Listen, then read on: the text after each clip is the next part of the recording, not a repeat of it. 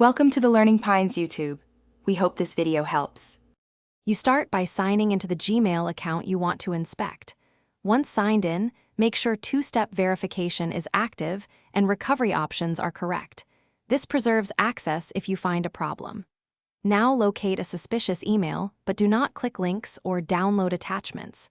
Instead, use the message menu to view original headers and metadata for quick clues. While you do this, keep a second device available so you can isolate the account if you detect compromise. Once done with basic checks, open the message, show original view to read headers. Focus on SBF, DKIM, and DMARC results to see if the mail forged sender data.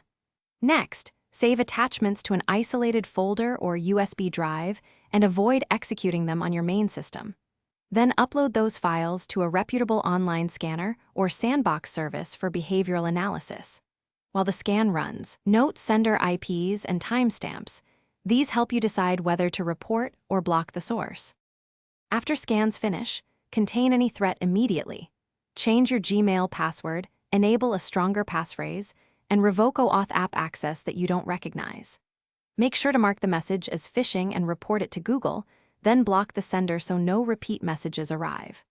Finally, run a full antivirus sweep on each device that opened or downloaded attachments and rescan quarantined files after remediation to verify they're clean. If something still looks suspicious, isolate the device and seek professional help. Thanks for watching. Consider subscribing if we helped you.